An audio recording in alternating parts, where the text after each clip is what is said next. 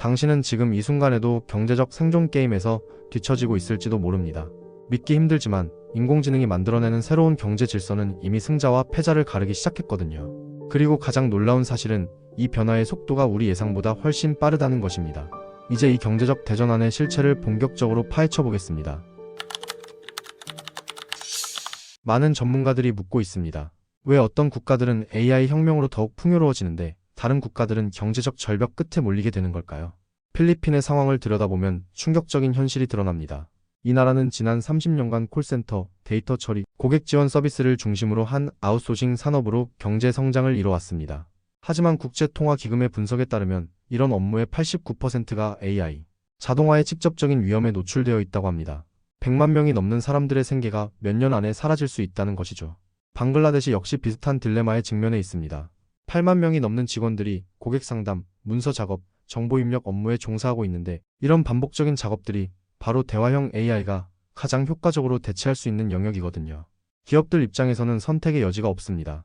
같은 품질의 서비스를 훨씬 저렴한 비용으로 더 빠르게 제공할 수 있다면 굳이 해외 인력에 의존할 필요가 없어지는 것이죠.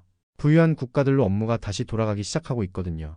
현지 자동화 시스템이 해외 노동력과 경쟁할 수 있는 수준에 도달했기 때문입니다. 서버 한 대가 마닐라나 다카의 콜센터 전체를 대체할 수 있는 시대가 온 것이죠.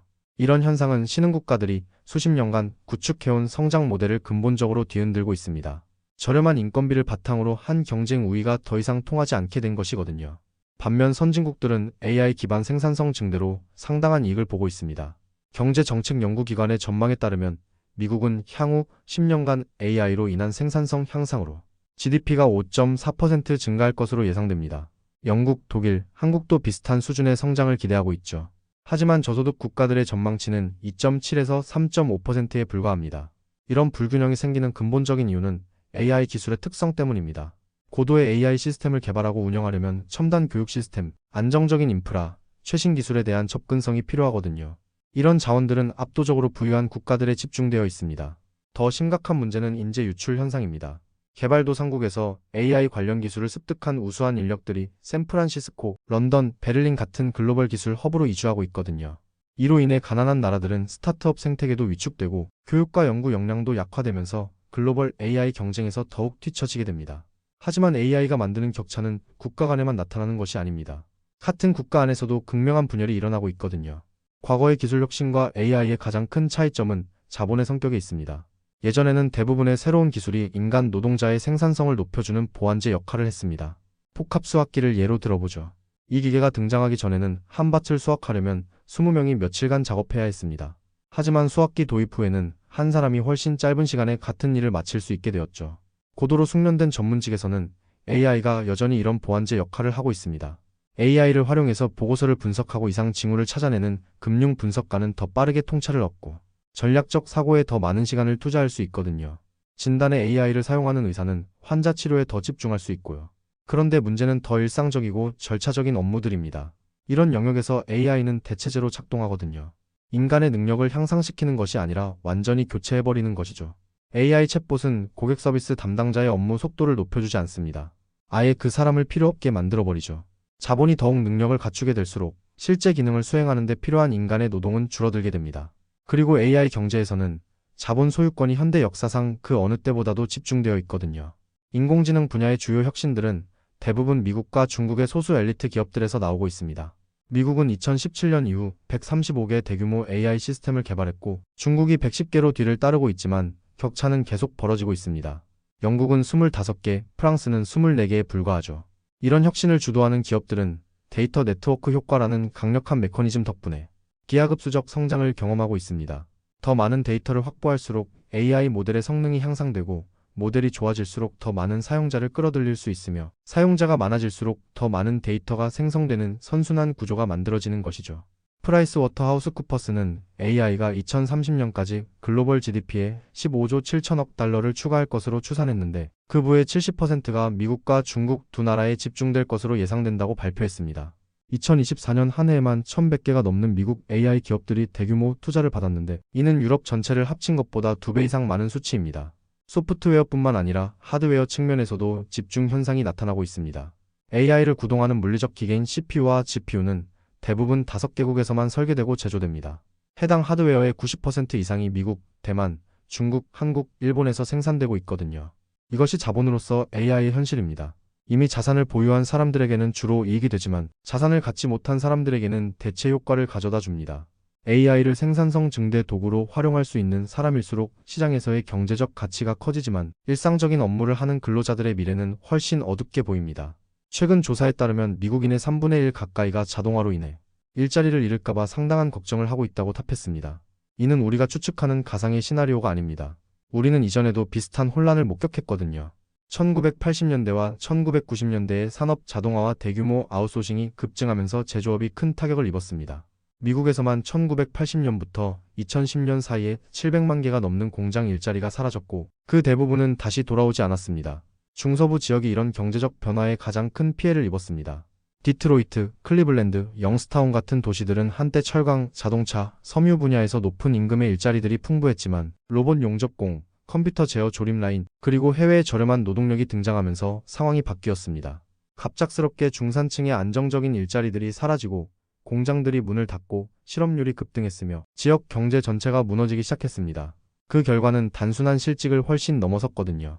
이런 도시들 중 많은 곳에서 기대 수명이 감소하고 오피오이드 중독이 증가했으며 학교들도 이런 변화를 따라잡는 데 어려움을 겪었습니다.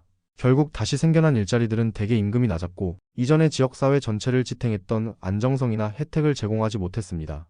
영국도 비슷한 경험을 했죠.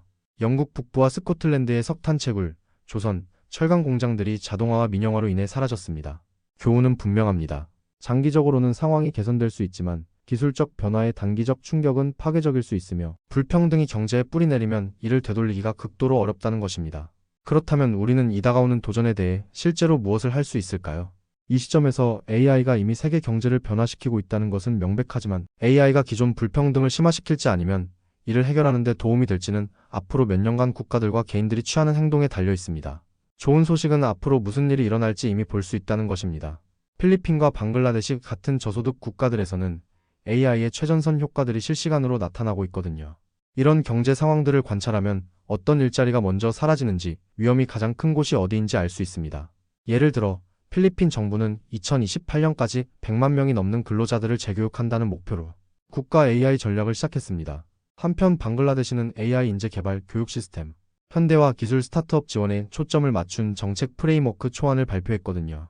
우리 경제의 두 가지 뚜렷한 측면을 동시에 다뤄야 합니다. AI 인프라에 막대한 투자를 하는 동시에 사람들에게도 똑같이 막대한 투자를 해야 하는 것이죠.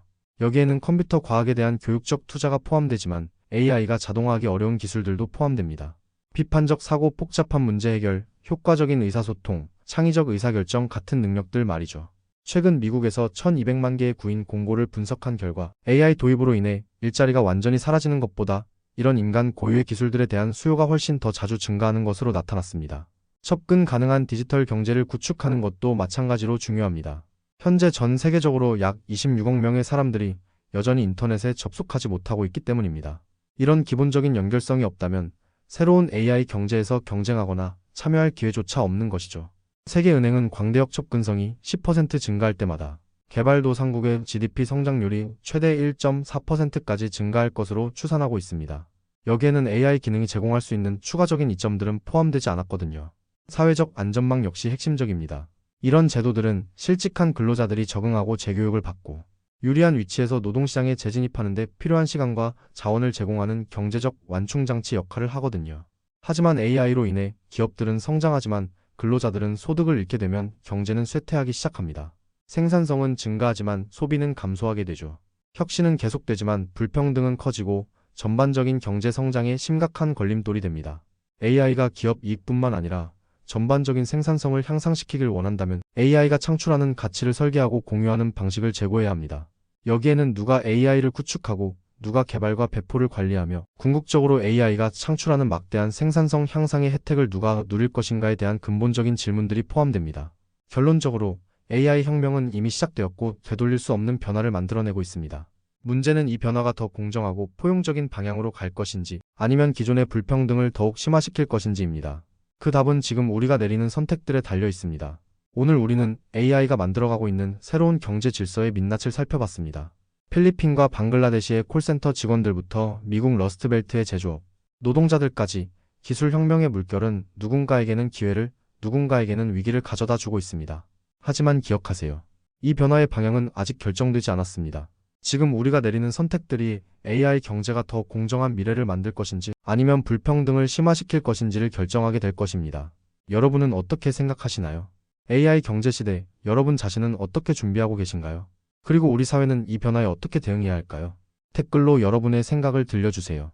오늘 영상이 도움이 되셨다면 좋아요와 구독 부탁드립니다.